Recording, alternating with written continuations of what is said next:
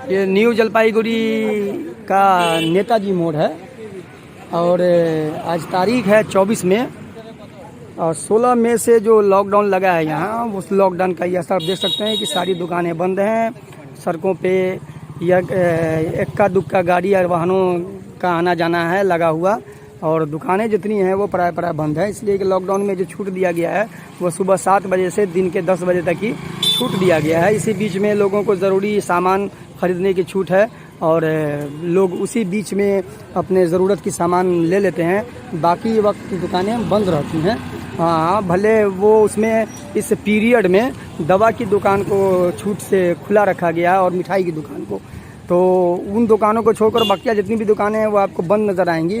और आप देख सकते हैं कि ये एक चौराहा है जहाँ से ये न्यू जलपाईगुड़ी रेलवे स्टेशन की तरफ रास्ता जाता है, ये सिलीगुड़ी शहर की तरफ रास्ता जाता है और ये रास्ता 3 बत्ती मोड़ की तरफ जाता है कि जहाँ से आप नेशनल एशियन हाईवे पकड़ के जलपाईगुड़ी और अलग अलग शहरों के लिए जा सकते हैं। तो लॉकडाउन का ये 8वां दिन है और ऐसी स्थिति बनी हुई है कि आपको बहुत कम ही लोग नज़र आएंगे सड़कों पे। और ये भी जो लोग हैं, प्रशासन भी पूरी तरह से चुस्त और दुरुस्त है। लोगों को बगैर ज़रूरत बाहर निकलने से मना किया जा रहा है और लोगों की चेकिंग भी होती है, लोगों की पूछताछ भी होती है। अभी दिन के लगभग 12 बजने वाले हैं। आप देख सकते हैं कि काफ़ी सख्ती से लोग, पुलिस प्रशासन के लोग भी मुस्तैद हैं, ड्यूटी में लगे हुए हैं और दुकानें वगैरह भी बंद हैं।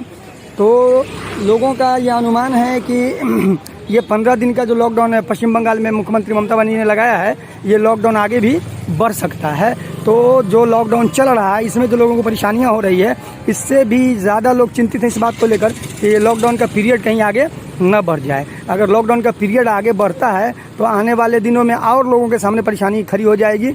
लोगों का मतलब कि ज़िंदगी जो दिनचर्या है वो बड़ी मुश्किल से कट रहा है। ये तो कहा जा रहा है कि सरकार की तरफ से फ्री राशन दिया जा रहा है, राशन जिसमें चावल और आटा दिया जा रहा है। तो सिर्फ चावल और आटा से ही ज़िंदगी नहीं चल जाती है। इसके लिए सरकार को और भी बेहतरीन ढंग से या सरकार में बैठे जो अधिकारी, पदाधिकारी और नेता मंत्रीगण हैं उनको सोचना पड़ेगा कि सिर्फ चावल और आटा दे देने से जनता की ज़िंदगी नहीं चलेगी। इसका कोई समुचित उपाय और इंतज़ाम करना पड़ेगा ताकि लोगों को इस परेशानियों से निजात दिलाया जा सके। तो आप देखिए कि ये IOC की कुछ गाड़ियां हैं जो आवश्यक, जो इसेंशियल कमोडिटीज़ की गाड़ियां हैं, उनको छोड़कर बकिया आपको कर्फ्यू जैसा माहौल नज़र आ रहा होगा।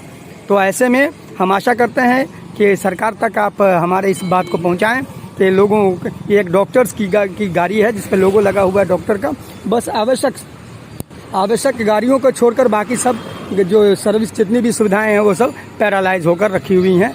और अब देखने वाली बात यह है कि कितने दिनों तक और ये लॉकडाउन चलता है। क्या ये 30 मई को ख़त्म हो जाएगा या इसके आगे भी इसको पश्चिम बंगाल सरकार बढ़ाएगी, ये तो आने वाला समय ही बताएगा।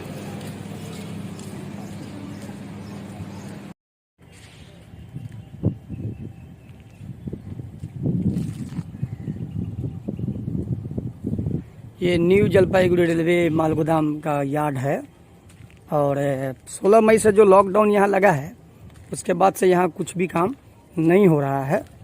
जो थोड़ा बहुत काम 1-2 दिन हुआ है, स्पेशल परमिशन लेकर के वो हुआ है।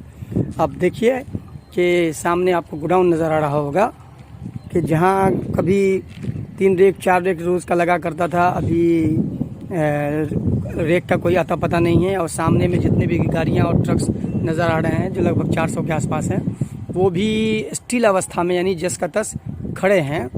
अब सवाल ये है कि ये जो 400 गाड़ियों के 800 ड्राइवर खलासी और 400 मालिक, यानी कुल मिला के 10,000 लोगों की जो रोज़ी रोटी यहाँ से जुड़ी हुई है वो आखिर चलेगा तो कैसे चलेगा। ये कहने को तो है कि सरकार की तरफ से फ्री में राशन दिया जा रहा है, लेकिन सिर्फ राशन से ही काम, चावल और गेहूँ या आटा से काम नहीं चल जाता है। और भी पैसे लगते हैं, दुखी है, बीमारी है, सब्ज़ी है, राशन है, सब्ज़ी है, बहुत सारी चीज़ें हैं। और ये स्थिति है इस लॉकडाउन की पश्चिम बंगाल में कि लोग काफ़ी परेशान हैं। सड़कों पे भी आपको आदमी नज़र नहीं आएंगे और सरकार, प्रशासन भी पूरी तरह से चुस्त और दुरुस्त और मुस्तैद नज़र आ रहा है।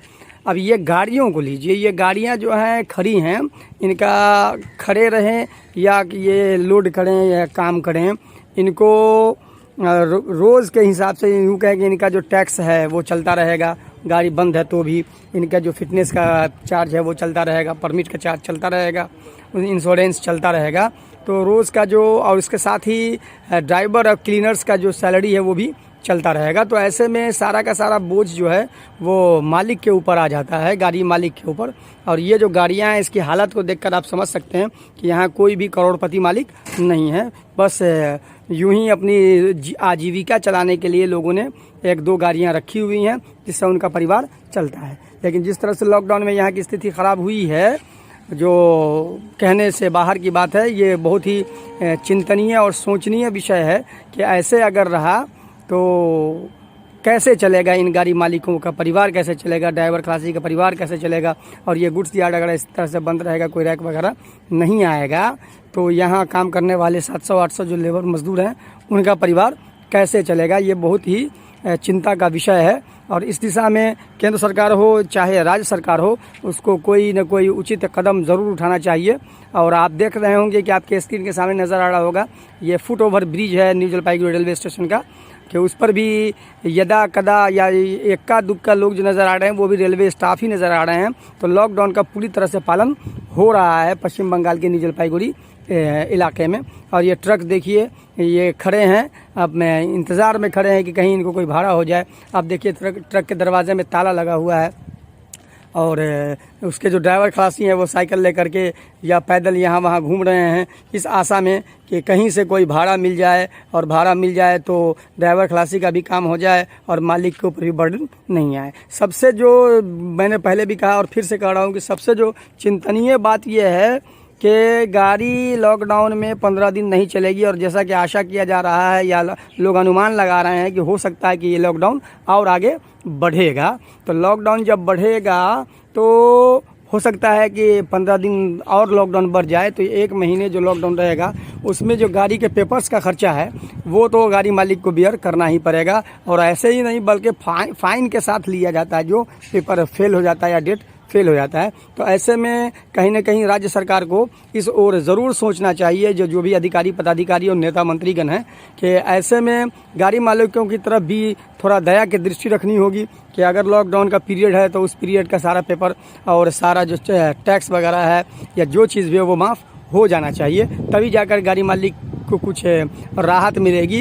क्योंकि गाड़ी मालिक के पेपर के साथ साथ ड्राइवर खलासी को तो तनख्वाह देना ही पड़ेगा। तो ये स्थिति है, और ये स्थिति है यहीं की नहीं, हमको लगता है कि ये पूरे पश्चिम बंगाल की स्थिति होगी। और जहाँ जहाँ अभी जिस स्टेट में लॉकडाउन लगा होगा वहाँ की यही स्थिति होगी।